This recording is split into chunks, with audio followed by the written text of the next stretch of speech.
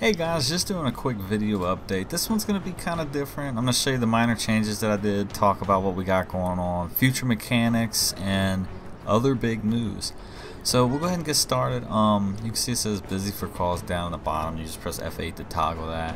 So we'll go ahead and tell dispatch we're good to go. Now, the call out manager is meant to come rather quickly, so we'll get offered a call right away.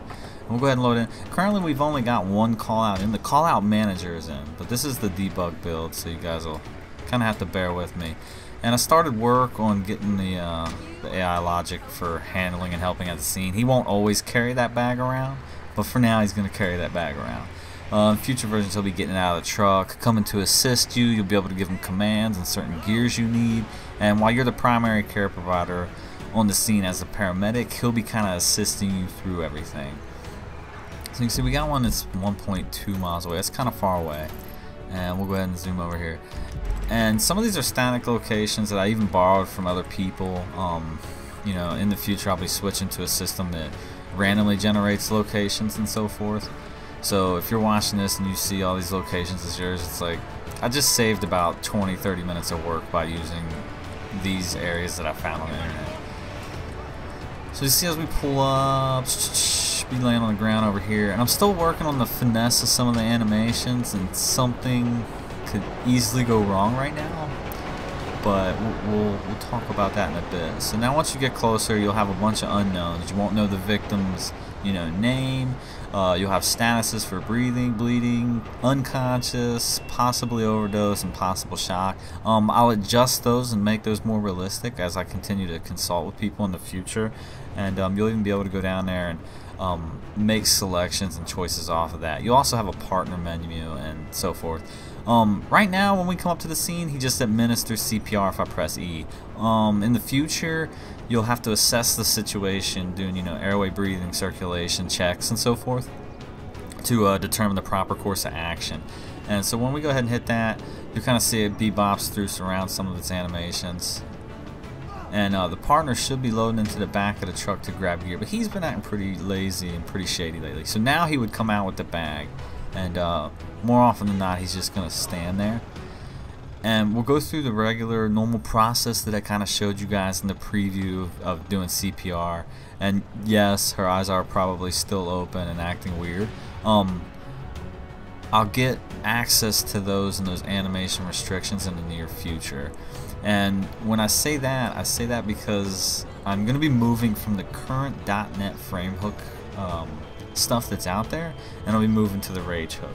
And I actually just got access today, so you can see that they have a beaut. I don't want to show too much. They might even get mad for me just saying this, but you're going to see.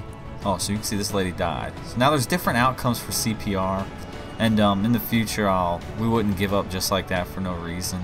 But I'm going to keep elaborating on these mechanics. This is just the start of things.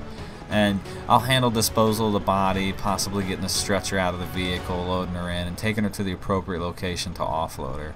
But what this means now is over the next couple of weeks, you are going to see a slowdown in progress. You are going to see things kind of not go as fast as they were, because I was getting pretty used to the current .NET hook that's out there. But this Rage hook is very powerful, very professional, and I'm extremely excited to use it, and I'm very happy that Mullen DK19 gave me access to it today. No, I'm not sharing it to you. No, I'm not uploading it, out of the respect for their wishes. It should be out soon, so it's not even that huge of a deal. No fucking and way. From there, I plan to add all types of content to this EMS mod.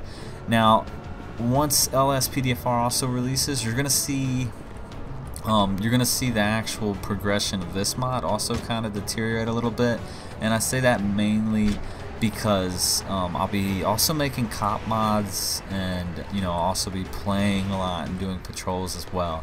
So my coding time will be pretty much cut into half, if not 1/3 of what it is currently. And I just want to take a little bit of time, kind of do a devblog for you with what's going on with that. And any suggestions, if you're a legit EMS student, you got something you want to see in the game, then go ahead and feel free to leave that down there. Like, I'm aware that there's 30 compressions to 2 breaths, and that's like statistical national procedure to produce by, but I'm not going to do that because I don't want you guys sitting there. Right now he does 16 or 17 compressions, and even that's kind of a long wait. Because in the end of the day, yes, I want it to be realistic, and yes, I want it to be a simulation-like, but I also want it to be fun to play. So I'm going to find that fine line, but equipment's going to be coming in. You know, I'm going to look for defibrillators, I'm going to look for stretchers, I'm going to look for alternative methods to move people. They're not just going to run to the back of the ambulance. That's a little too unrealistic. And we'll go from there, and we'll start to see where we're at. So if you do have a suggestion, if you are an EMS guy or emergency first responder and you do have a tip or something of that nature that you think I could turn into a good game mechanic that hasn't already been said or listed, you know, feel free to leave it down there in the comments. And if you want more dev blogs like this, guys, I feel kind of awkward just rambling, but if you want more of this, hit that like button. It lets me know what type of content to make. Still a young channel, still trying to figure out YouTube in general. And I'll see y'all at the next one.